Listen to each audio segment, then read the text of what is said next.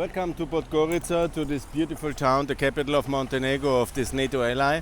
I have now this moment to show you some of the city and also to discuss the enlargement reports, because they were launched yesterday. I read some of the documentation, and it's very clear that Montenegro is ready. Montenegro is ready for the European Union. I worked on my presentation now for my small workshop here, which I will organize as President of Montenegro Goes Europe. And I will make the message very clear. Serbia must be isolated, Montenegro must be promoted, and of course Albania and North Macedonia must be in the European Union in a triple joint accession towards the European Union of these three beautiful countries, because they are NATO allies. They stand with Ukraine and they are in solidarity with the EU, Ukraine and the West, and that's what matters most at this moment. I think I can, in my presentation, very clearly on the reference of Romania and Bulgaria. They were with us in the Kosovo War. Thanks a lot. They were rewarded by early accession, and it was big wisdom to get them in. Of course, they are complicated countries. Of course, Austria is also a complicated country, and we all are complicated countries, unfortunately. But it was very beneficial to have them in, and it is the better strategy than leaving them out. Only the enemies should be out, and the ones who are with the enemy, like Serbia, should be out. The rest in as possible, fast as possible, and it's very logical that Montenegro, North Macedonia and Albania are ready. I'm now passing this beautiful institution. That's the central bank of Montenegro, and that's very important because Montenegro has now 20 years the euro. I think it's more or less it was in March 2002, so I celebrated that already, but the euro is very important. I repeat to all the countries in the enlargement section that we should peg to the euro. Most of them have done that. Unfortunately, not all of them. I see you, Albania and Moldova, Georgia, and of course Ukraine, and of course also to some extent Turkey would be much better off with this policy.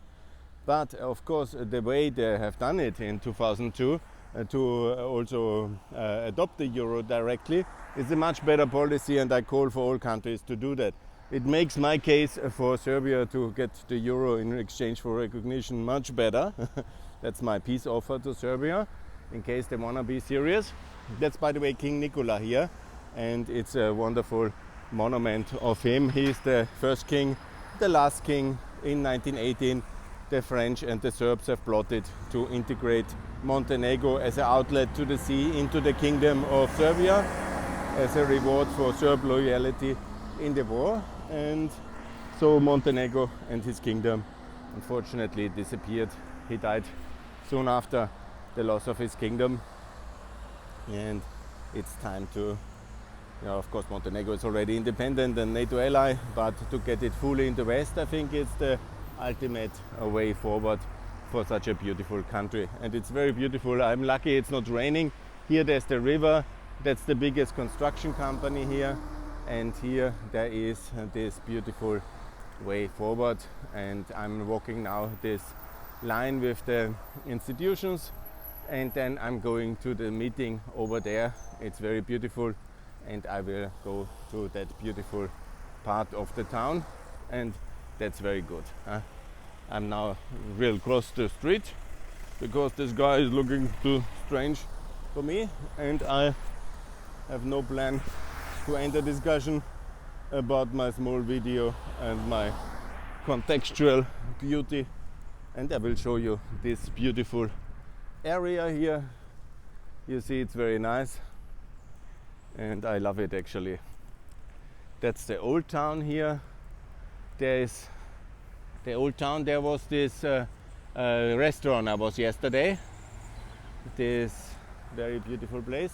Here is one of the old, probably medieval structures here at the river. Bemax is the biggest company. That's the hotel here, and that's how everything is organized here in beautiful Podgorica. That's basically the government district here. You can see after the central bank comes the, I think it's the Minister of Foreign Affairs, and then the Prime Minister, and here is the state presidency, where Mr. Djukanovic is dominating the political scene, very controversially so. But condemning him for being controversial is also not leading to big success. Now the international community and various parties tried two different government forms outside of the standard dominant democratic socialist party. I'm really not a socialist, but this DPS is the establishment party. It has made tremendous reforms in economics. It's very liberal and it's very pro-Western in foreign policy, much better than what we have seen in the recent 2.5 years. There was the change of government in December 2020, and honestly was not very convincing. When the international community massively intervenes in countries like small countries and trying to change the establishment because they don't like the guy on top, and then the result is questionable, then at least also the policy should be questioned. But that is unfortunately not on the table. Unfortunately, there is no kind of reflection on policy in the international world, and that's a bit unfortunate. Look how beautiful the river is now. It has rained, a lot of water now. That's Hotel Podgorica. Here it is, this beautiful place. I like it very much. Bemax is a big construction company.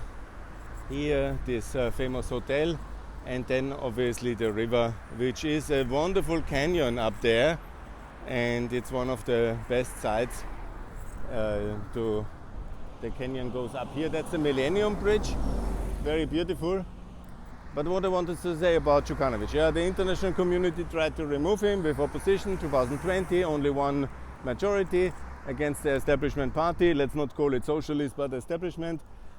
And the result is more or less very complicated government, more Serbian influence, because the weak majorities result, of course, in instability. And exactly in that phase we are. Then the second government change in April 2020. And now they are maneuvering in all sides, trying to create new parties and influencing everything. And now let's see how the local elections go. Next year will be presidential elections. But I'm really much more favoring the stability of a pro-Western liberal economic party, even when it has a strange name and it's dominated by a personality who is now 30 years around, but has done on all the big issues really very good things, because this city was very poor and it's now a relatively well developed city. Yes, and the whole country is relatively well developed. It has the miracle of freedom, first achieving independence against the will of the international community in 2006. Remember, Solana tried everything to stop them. Going into NATO in just 11 years after independence was also very good. Bravo, Montenegro. And now being the master student of EU enlargement, getting everything right, staying in the West, cleaning the country from Russian influence. Politically, of course, there's a lot of Russian money, but it's not buying influence in geostrategic terms here. There's even closer move to the West. They joined the sanctions, and that's really very good. So all these screens, anyhow. This is the mayor of, I don't know, interesting. This, I can really not say who's that. Generala Mbako Mpranovic Mbasos Majoro. Okay, there are some monuments I really cannot decipher. Anyhow, your podcaster is not the very best of the history podcasters, actually not at all, but at least I try my best to understand and to bring you some of the impressions which I have from this country. This is the road towards the Hotel Podgorica, also a very nice hotel.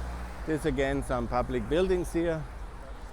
and you see that beautiful part. You have seen already, I was here in the summer last time. I was only flying Podgorica end of August, but I was in July last time. And if I'm lucky, I can keep up the rhythm to be here twice a year, much more, maybe 3 times. That's what I can realistically do at this moment. Let's see. It's a lot of countries ultimately. 9 countries to support.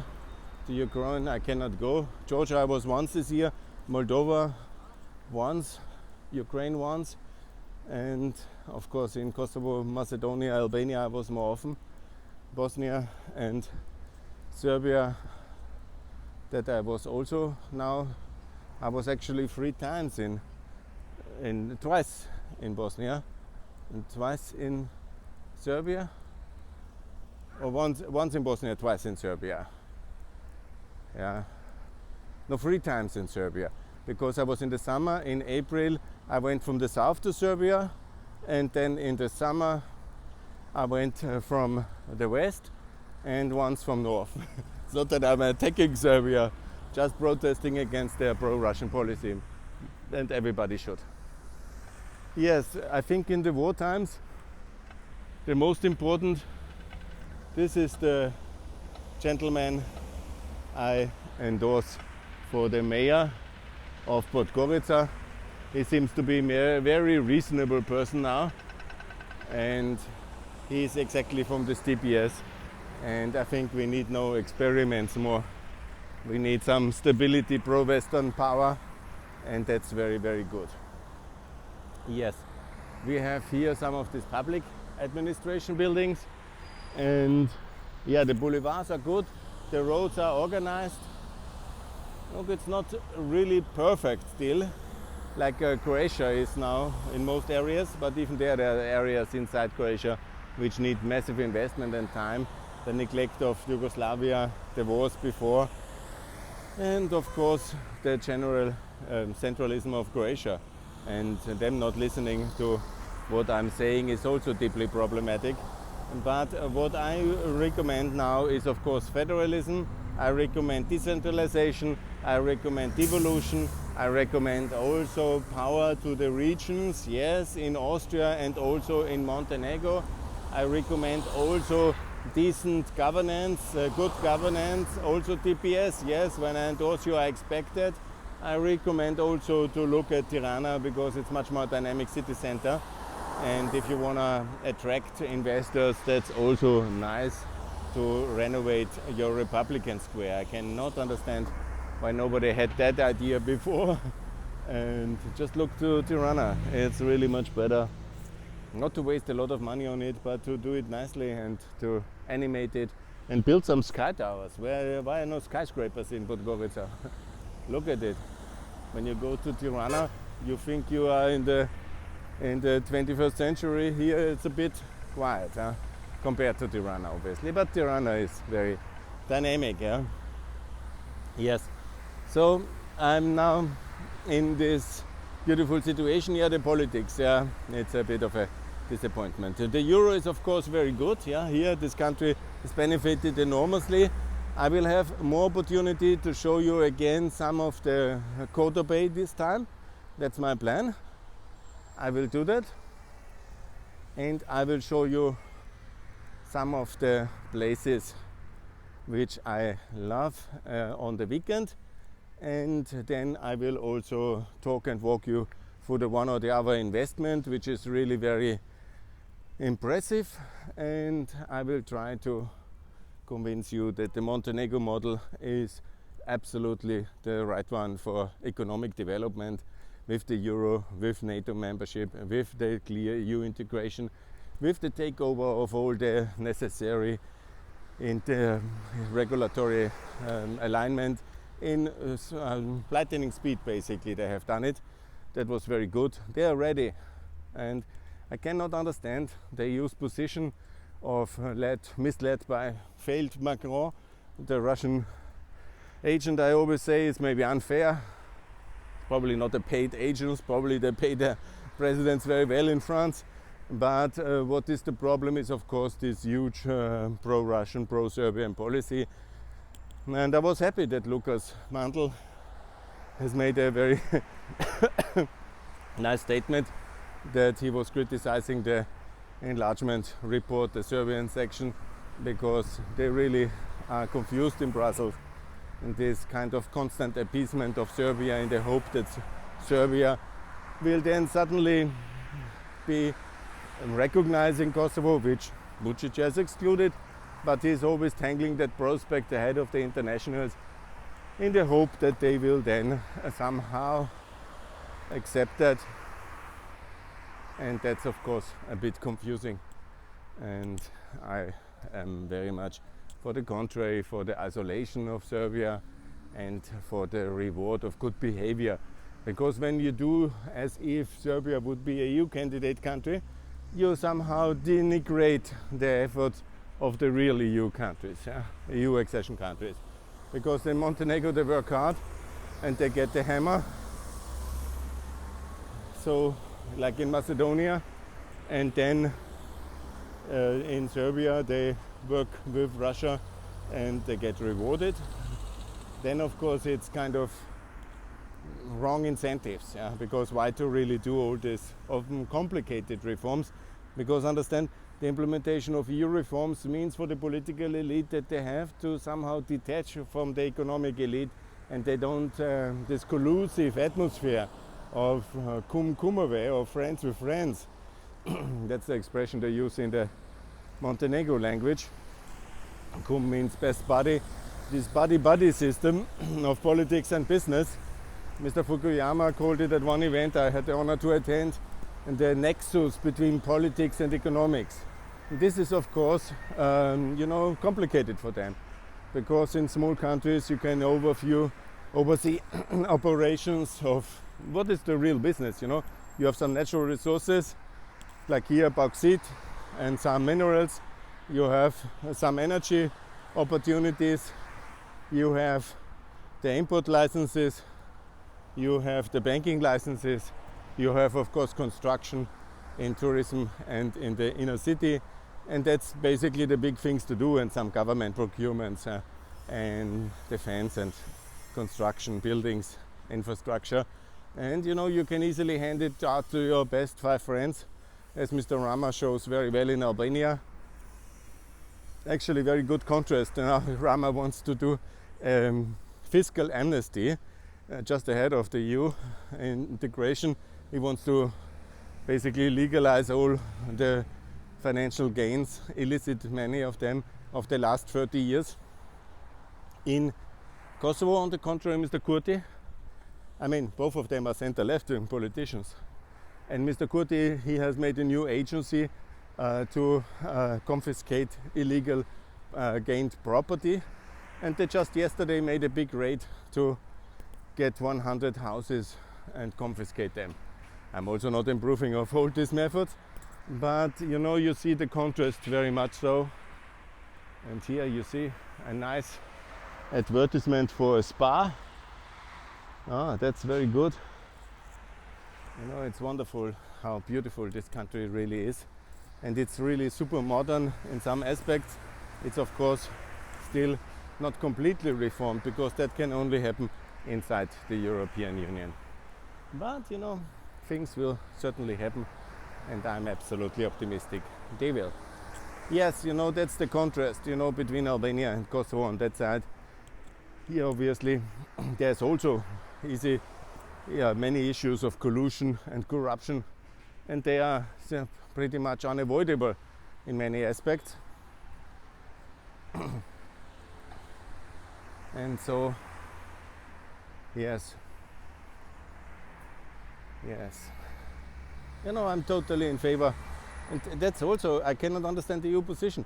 Being inside the EU is obviously the way to avoid and reduce corruption, because then the regulatory enforcement power of the EU is much stronger, and also the incentives are much stronger, and also the regulatory base is fully EU aligned inside the EU, and you have all this legal recourse to go to the EU institution.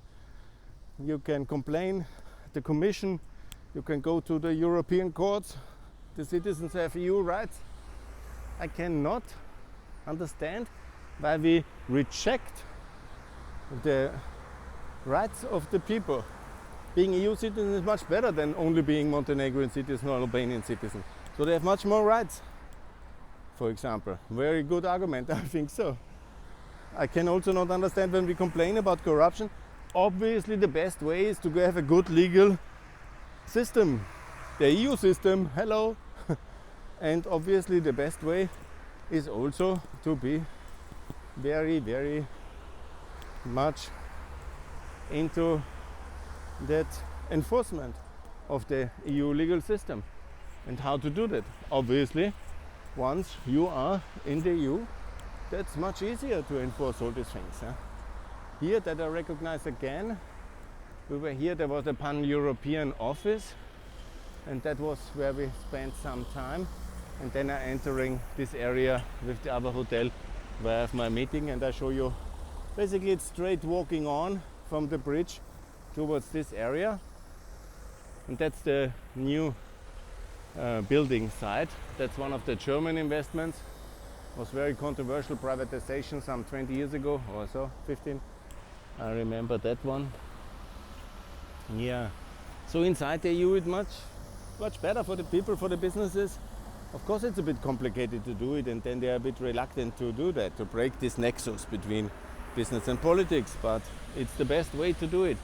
And all these complainers, all the center left-wing EU reformers who impose this policy of conditionality, of a kind of wishful thinking of maximum reforms outside the EU, because they want to somehow subdue the nations into submission, you know, but not incentivize them. I mean, the conditionality is completely nonsense, and it's obviously not working. Because when you not realistically let the countries in the conditions they are, but fast, of course, with they anyhow have to accept all the EU the regulation. It's not a negotiation process in that sense. It's an adoption process. You adopt EU regulation. Okay, you have some variations of it, but mostly that's it. And so it's much better to be inside. Being outside is absolutely the wrong thing. And of course there's progress outside as well, but it's by far not as fast as it could be or should be. And here we are in this beautiful place. Stanovi is to sell. Bemax, the biggest company, that's a good example. You know, I told you, it's of course very oligarchic economic system, because EU competition law doesn't apply. And also we have Starbucks and others. Yeah? Oh, there's even Russians in Starbucks. Anyhow, that's hopefully over soon. Yeah, the economic opportunities are also great for these countries now, because we will disengage completely from the Russian markets. That's very good, because it's a terrorist state. We can engage with the successor states of Russia later. I hope it will be breaking up like Yugoslavia into 34 nations. Ex-Russia is my wish, and I'm confident it will happen. And we should not, like in the past, we had this problem of in 1919 only 5 countries could escape Russia, Moscow. In 91, 14. Belarus went back, so it was only 13 in that balance. But next time I hope that 33 nations will break away from the yoke of Moscow. And in between we have to disengage. Disengage fully in energy, in minerals and metals, and that's very good. And that's what I hope we can achieve. And that will mean very much for the European and also the European periphery ultimately, because here is this opportunity. For example, in alu sector, now the Americans want to ban all the aluminium imports, so the aluminium trade with Russia. The EU should follow suit, and then it would be perfect. It would be absolutely perfect. No aluminium. That will be opportunities for Montenegro again. And so That is something to be considered. Also for Trepča in Kosovo. You know, because most of the things which the Balkans has in natural resources, Russia has even more, and maybe even in better quality in the Ural. But it will be no longer possible to access it very soon. So the future is the Balkans inside, and of course Ukraine inside the EU common market. I repeat, with the euro inside the customs union, and the ones who are politically aligned in NATO and in the EU foreign policy, we can also take inside the European Union politically, because that's a much better policy. Like, first of all, Montenegro is the most advanced, but with some courage. I mean, if we have to delay Albania, I'm against it. Like in the case of Croatia, it was a mistake not to do all three countries like Romania. I make always the case comparison what the reward for the Kosovo war, for the loyalty for Croatia, and especially for Romania and for Bulgaria, was NATO and EU integration. And it happened. Now we are again at war, like we were in the 90s in Europe, absolutely. Russia, wars are not, I want to explain it. The question if you are at war or not, you don't choose to be in war. If you are the aggressor, but obviously we are not the aggressor, so we have not chosen to be at war. But we are the victim. The aggressor chose to attack the European system, ultimately via the energy weapon, via, of course, these big shocks that this war is resulting economically and in refugee sector. And that's why we are at war. And we can reject that notion, fine, but it doesn't change the reality. And so we should. I'm now coming to one very important monument of this town. I have shown you in the summer already. Let's see if I have time to make some similar installation. I don't have all my flags because I'm just on a small two-nation tourney now. I was in Macedonia before, so that's basically my 3 members into the European Union tour. But that's very beautiful here, and I like it a lot. That's of course the Negoci. He was until 1813 the Prince of Montenegro, and here I call for him to be inside the European Union.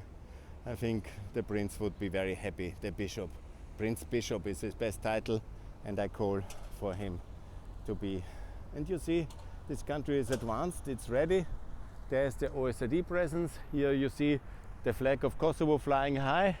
That's recognized, that's Capital Plaza, that's the Ku hotels, and that's why I will go now to have a meeting. Thanks a lot. More to come from Pax Europiana here from Podgorica, and please support this beautiful country membership in the European Union. Thanks a lot. Bye.